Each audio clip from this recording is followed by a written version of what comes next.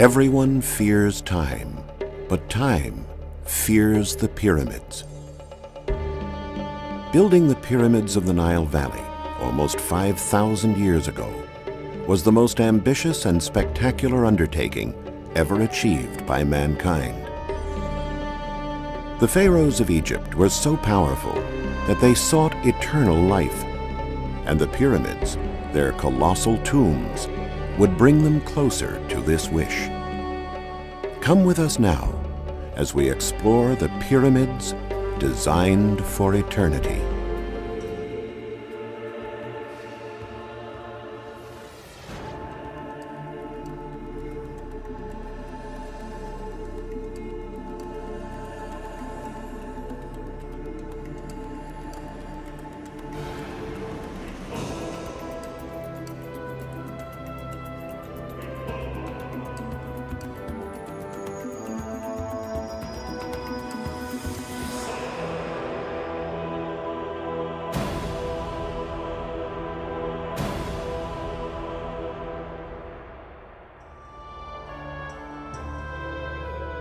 The pyramids we're most familiar with seeing are the magnificent structures at Giza. But the story of the pyramids originates not in Giza, but 12 miles farther south, in an area known as Saqqara.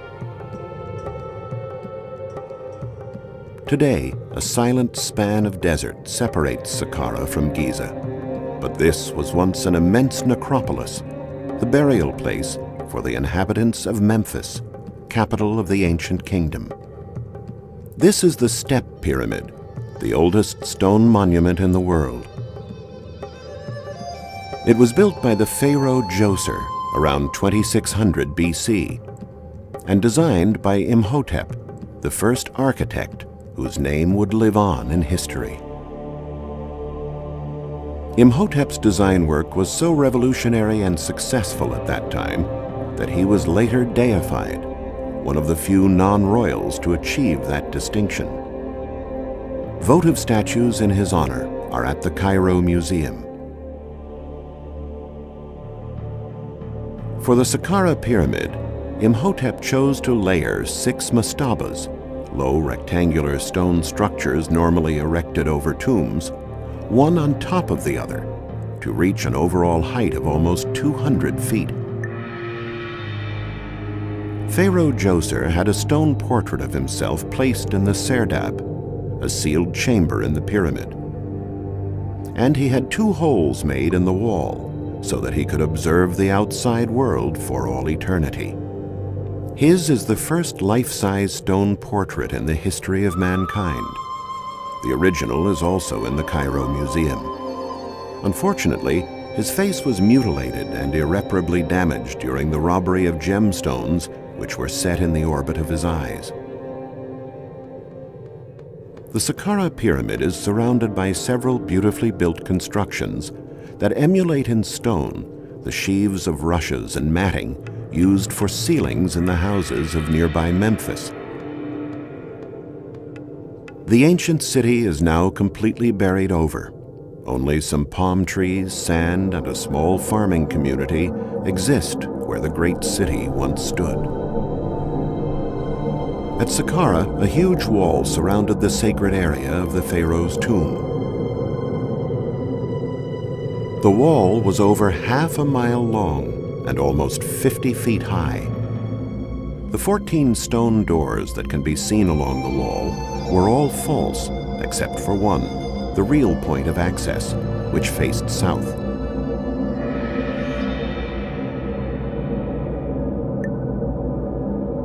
To get to the sacred area, worshippers had to walk down a long avenue lined with 40 sculpted columns, which would have originally been painted.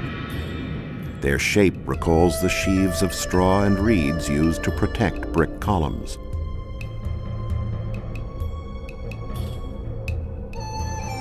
This passage gave access to the interior of the complex, to the courtyards, chapels, and sanctuaries. Even though they were modeled to give the impression of real buildings, they are mainly imitations set with false doors.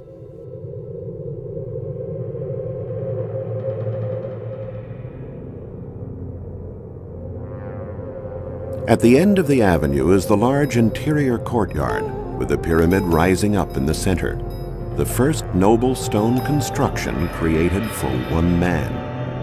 A man who was concerned the world would forget him. A man who ensured it would not.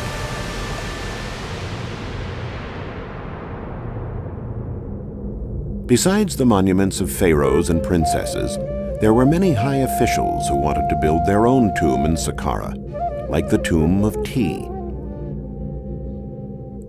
The mastaba of Ti, where his wife and son were also buried, is one of the largest and most richly endowed tombs in the Saqqara necropolis.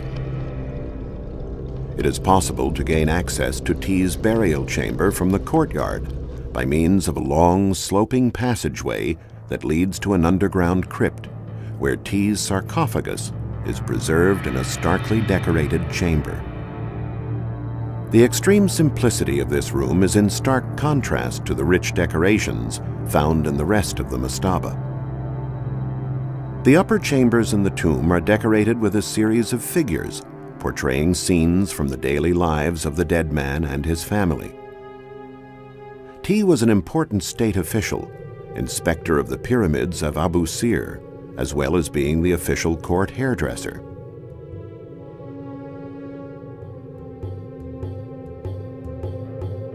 And here, emerging from the past, is the statue of Ti, seen as it was at the time of the pharaohs almost 5,000 years ago. More than 80 pyramids have been rediscovered in Egypt, all of them built on the western bank of the Nile, the side where the sun goes down.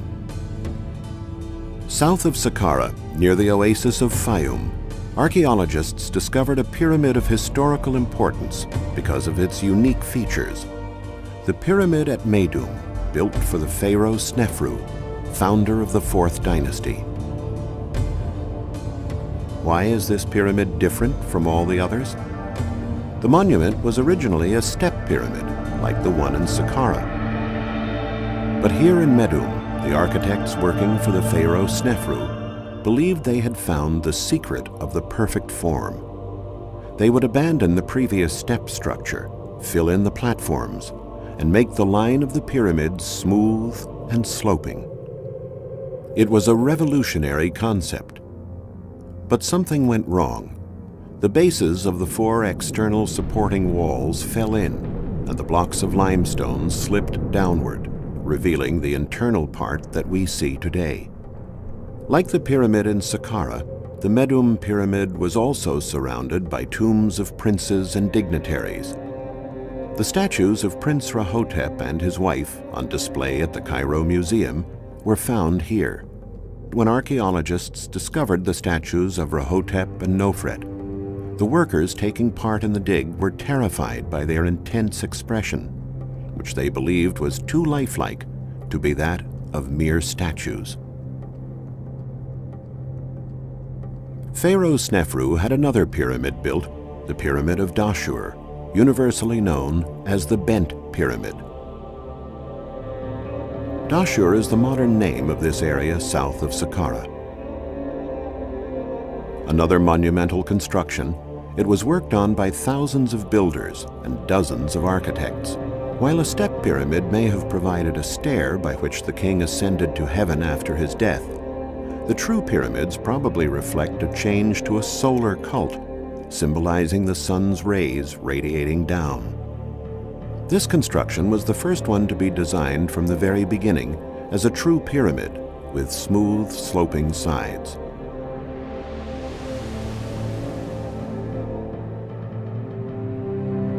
However, when the pyramid had reached about half of its planned height, the angle of the external walls was abruptly reduced, thus creating its characteristic bent profile. The reasons behind this surprising decision have intrigued scholars for centuries. The hypothesis seems to be that the architects preferred to reduce the angle in order to avoid overloading the structure by excessively sloping the sides of the pyramid. This pyramid is one of the most important in ancient Egypt, as well as being the only one that has preserved its original limestone casing.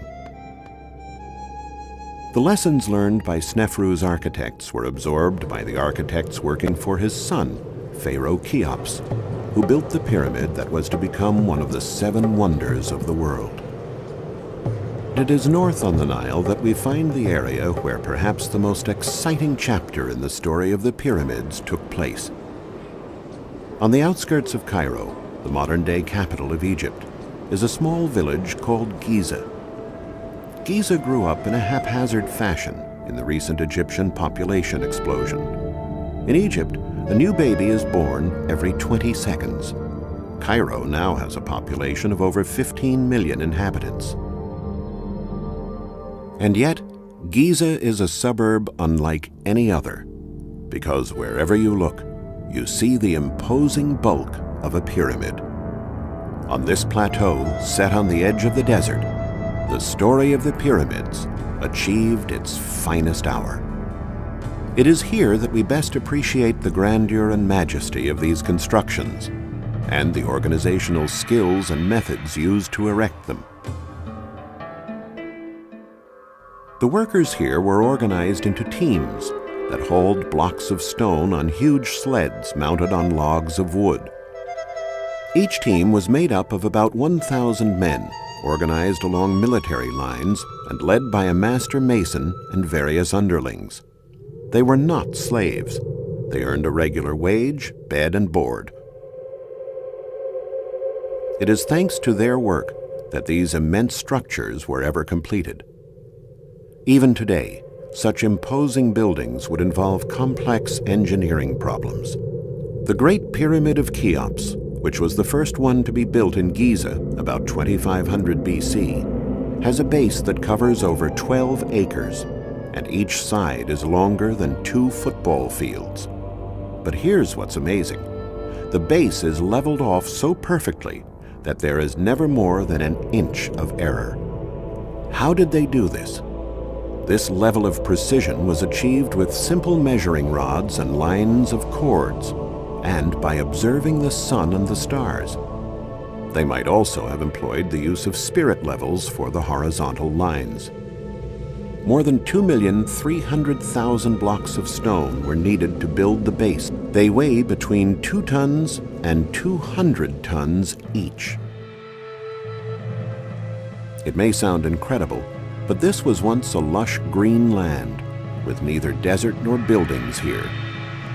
Irrigation canals linked the area to the Nile, and some of the stones used in building were transported on these canals.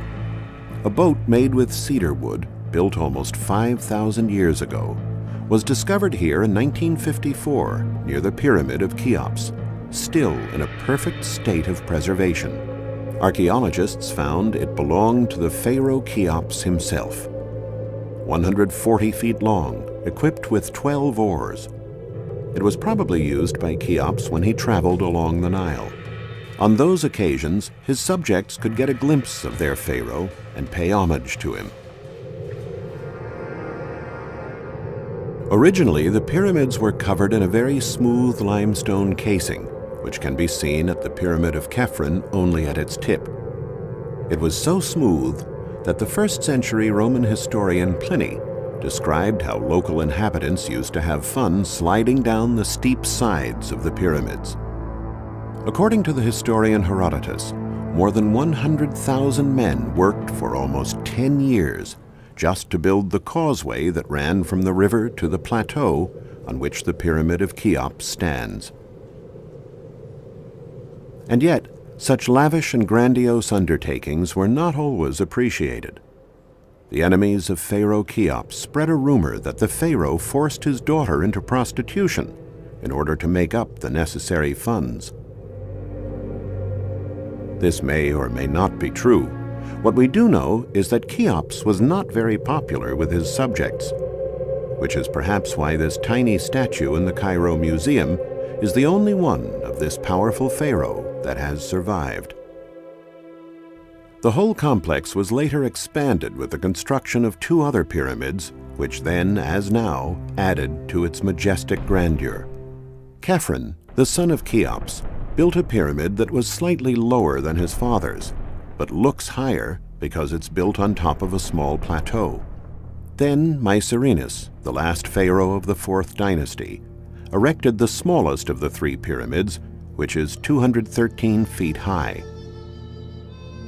Though they're majestic from the outside, going inside the pyramids is an extraordinary experience. Access to the Pyramid of Cheops is through a rough passageway that was dug out at the side of the pyramid in the 9th century to enable the followers of the Caliph al-Ma'mun to reach the burial chamber and steal its treasures.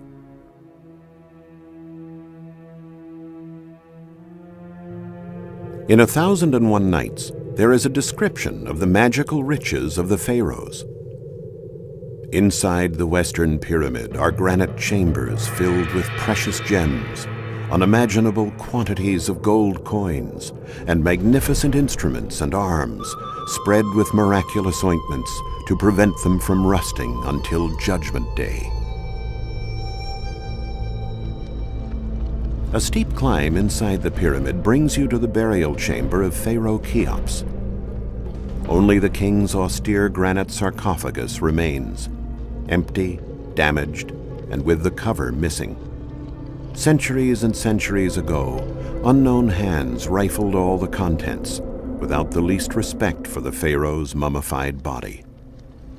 In ancient Egypt, mummifying bodies spread over time from being the exclusive privilege of the pharaoh to a practice followed by large groups of the population. It represented continuity of life after death. For this ancient civilization, the soul and the body were considered to be of equal importance. Thus, one needed to be well prepared for the afterlife. More than 500 million people were born and died during the reign of the pharaohs, and most of them were mummified. Each of them received funeral honors that were proportionate to their wealth. In fact, the treatment was available in luxury, mid-range, and economy versions. The mummification procedure took from 20 to 70 days, during which the internal organs were removed and the body was dehydrated. Special terracotta containers were used to conserve the lungs, stomach, liver, and intestines. The brain was thrown away, as the ancient Egyptians believed that it was of no use. Embalming was then carried out to toughen the skin. The corpse was often filled with mud and sawdust to help maintain its shape. Then it was wrapped in layers and layers of linen bandages. Lastly, the mummy was enclosed in a wooden sarcophagus. This is the mummy of the great Ramses II, the warrior pharaoh who erected more statues and buildings than any other Egyptian king. It is on display alongside other pharaohs and princesses in the Cairo Museum.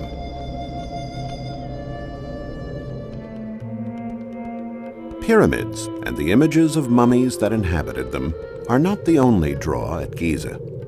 This statue of the great Sphinx has inflamed the imaginations of men throughout the ages, a statue of mystery and enigma. The Sphinx is the largest outdoor sculpture in the ancient world. It portrays a sitting lion with a human head, perhaps that of Pharaoh Khephren, and faces the rising sun in the east. Carved out of the bare rock, its dimensions are gigantic, 65 feet high and 187 feet long. The nose alone measures 5 feet. The face has been damaged on many occasions, by the arrows fired by the Mameluke artillery, by the desert winds, and even by the cannons of Napoleon's army. Sandstorms have eroded the statue in various areas, and Cairo's severe pollution levels are a serious threat for the Sphinx. It has undergone restoration on several occasions to prevent further deterioration. When it was built, it was resplendent with color. It wore a nemes, the royal headdress with the sacred serpent, and it was painted in very bright colors.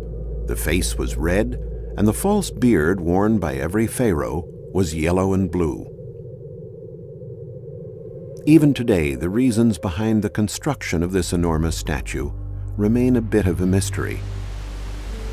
According to Greek tradition, those unable to solve the puzzle of the Sphinx were devoured. But others feel the Sphinx was built simply to guard the Great Pyramids of Giza. It seems to have carried out this job well, as the pyramids are the only structures of the 7 wonders of the world that are still standing today. After Giza, the pharaohs focused on building temples like the ones in Karnak or Luxor. These structures, however, cannot be compared to the perfect forms of the pyramids, the man-made mountains that confirm the unity of earth and heaven. The great complex at Giza remains one of the supreme architectural and logistical achievements of the human race.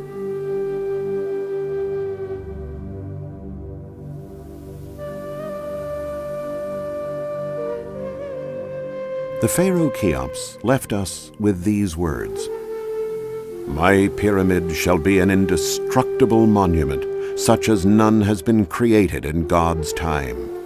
It shall bear my name, and shall be an eternal cry that will say for all time, Cheops is he who from now on will belong forever to the universe." He has certainly left us a monument to enthrall us for eternity.